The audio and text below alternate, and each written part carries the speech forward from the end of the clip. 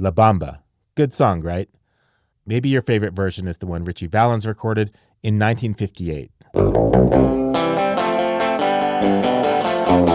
Or maybe it's the Los Lobos version.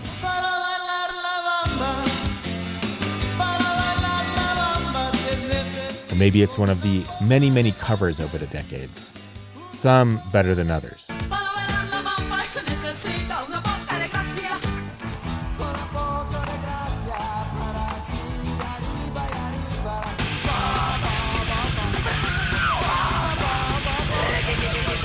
La Bamba is rightfully considered one of the most important and influential songs in rock and roll. The guy who wrote Twist and Shout admitted that the song was basically his attempt to replicate La Bamba.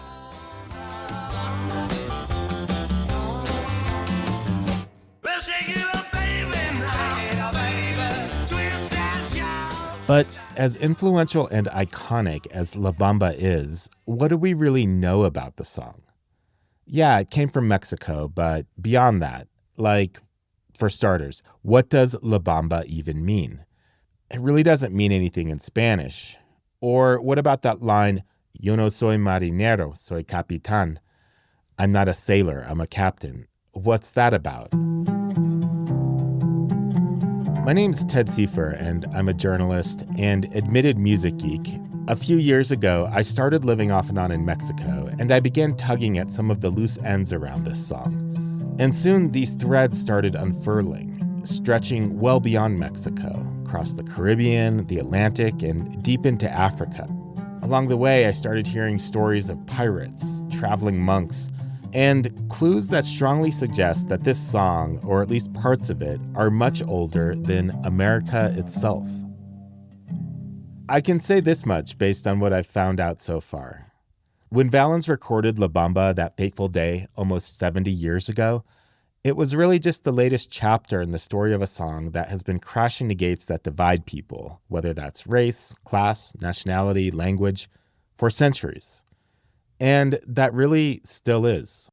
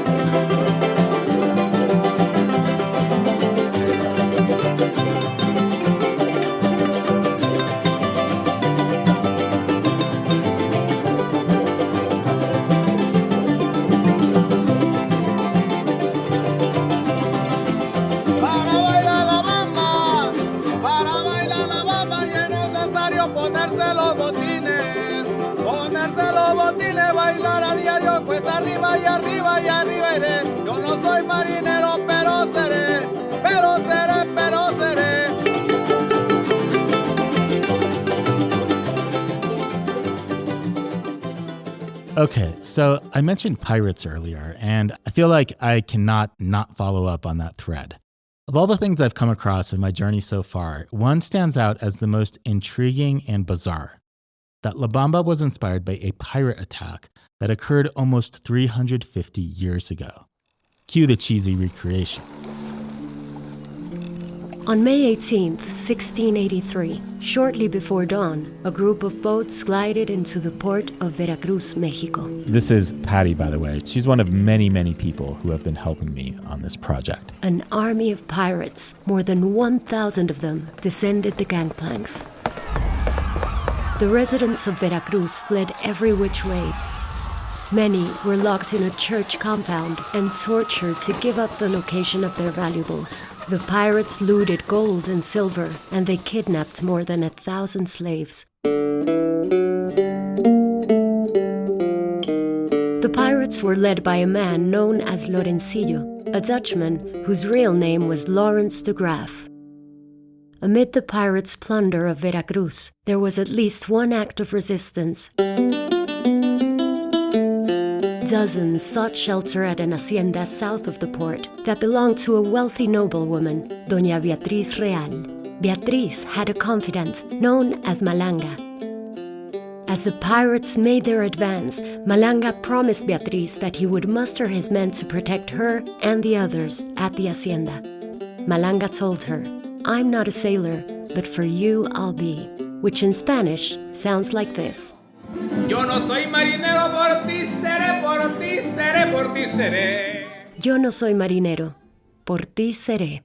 Or as Richie Valens sang it.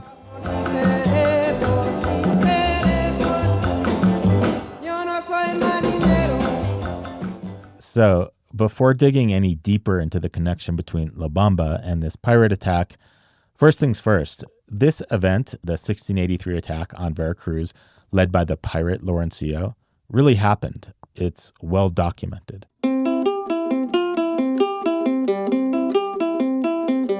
Lorencillo did not exactly fit the profile of a peg-legged, foul-mouthed pirate with an eye patch.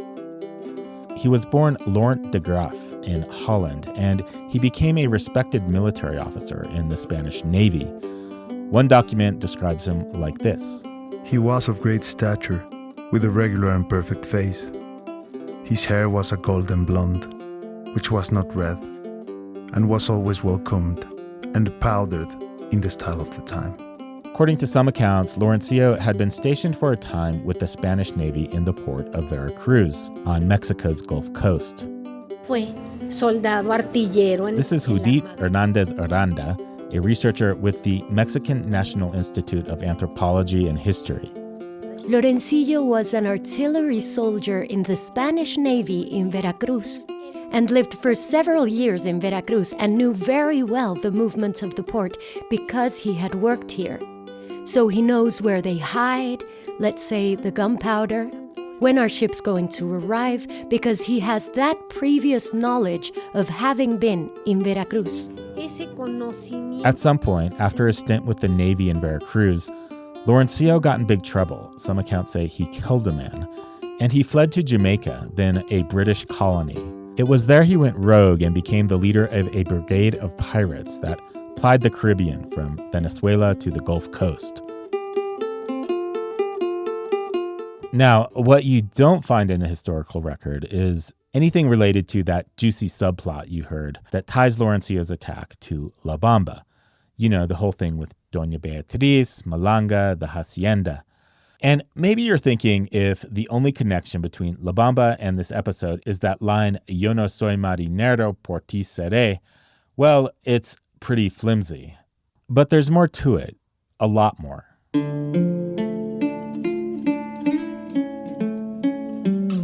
One of the first things I learned in my research is that there are literally hundreds of verses of the original La Bamba from Veracruz that have been documented in one form or another.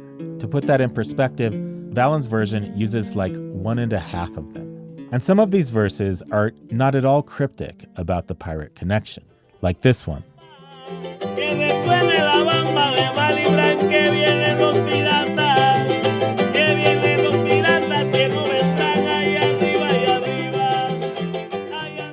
Here's my loose translation. How La Bamba rings from Mali Bran. The pirates are coming. May they not come.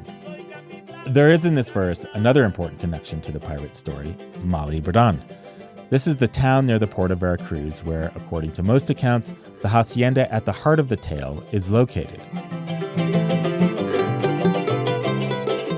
By now, you may have gathered that La Bamba is not a song the way we think of them today, with more or less a fixed melody and lyrics. And this has a lot to do with the musical tradition La Bamba comes from, son jarocho. Maybe you're familiar with it. Among Mexico's many regional musical styles, mariachi, corridos tumbados, son jarocho is perhaps the most enigmatic.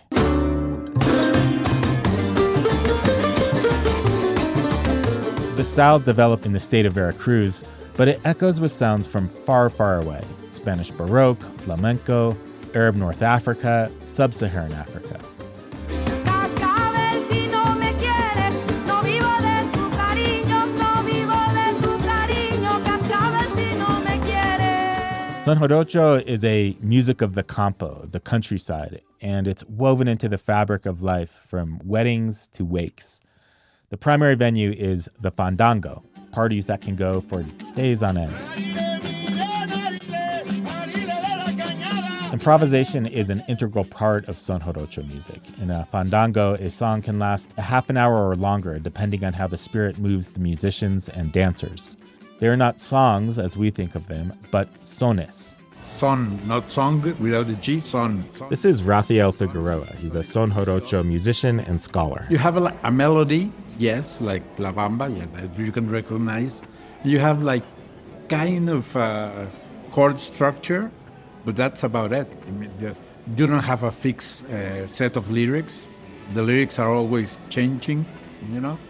You say some lyrics, you know, from the tradition, but you can sing new lyrics or improvise some. In surveying the many verses that have accrued over the long life of La Bamba, certain themes and stories emerge, distinctly maritime ones, about the sea, pirates, etc. And whether in the lyrics themselves or in the stories musicians tell about the song, there is this story you heard about the hacienda and Doña Beatriz. And almost every musician I spent time with in Veracruz not only brought up this story, but many added new plot twists and characters.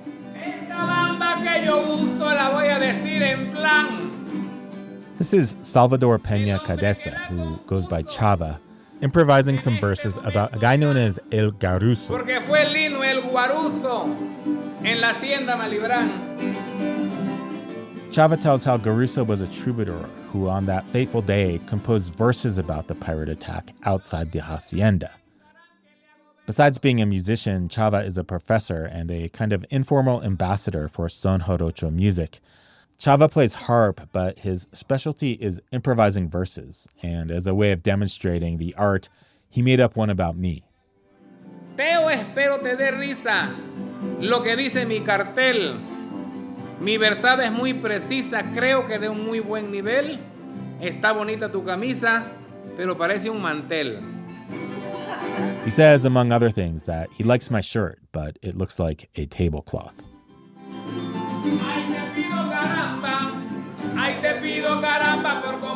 The story of the pirate attack surfaces in other verses of La Bamba, like this one.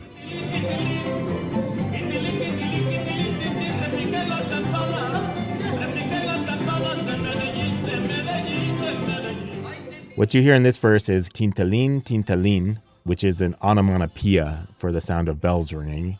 Let the bells of Medellin ring. This Medellin is another town near the port of Veracruz. It doesn't refer to the city in Colombia. The interpretation is that these are the bells that rung in the area warning of the pirate attack. Another one of the most common verses of La Bamba goes like this.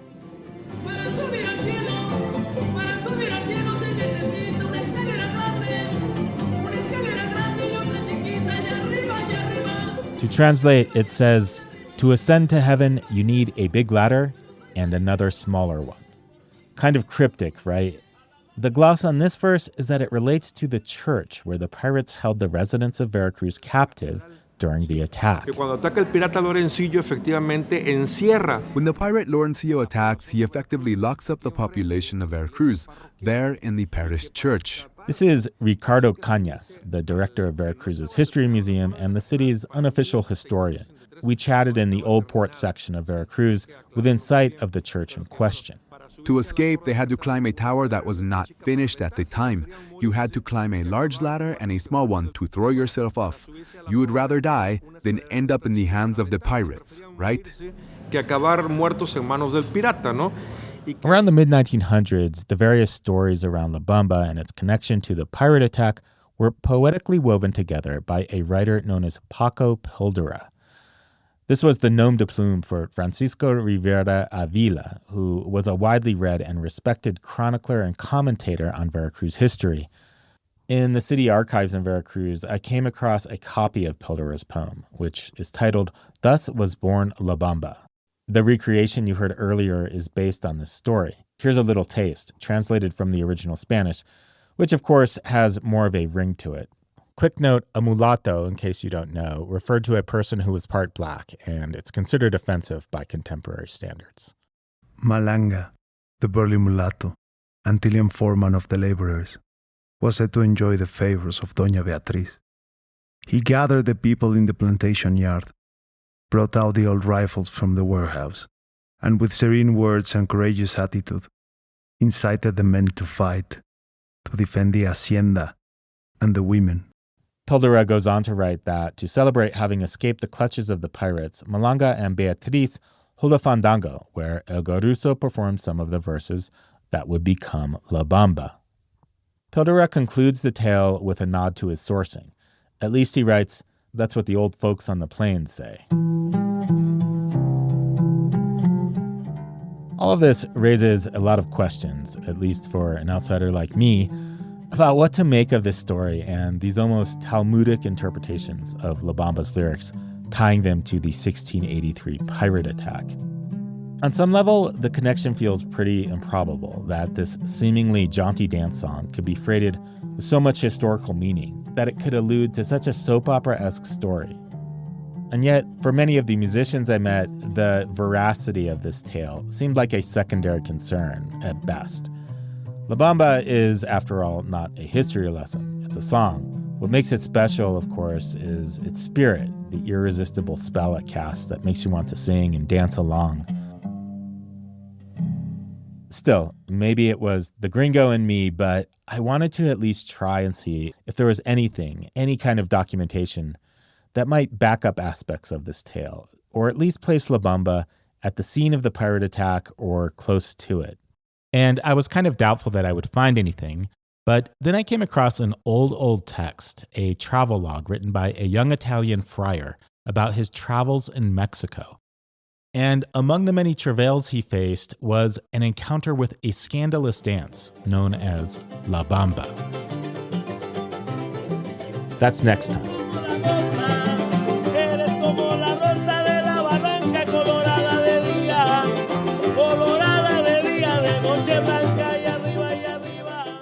The La Bamba Pod was reported and produced by me, Ted Seifer.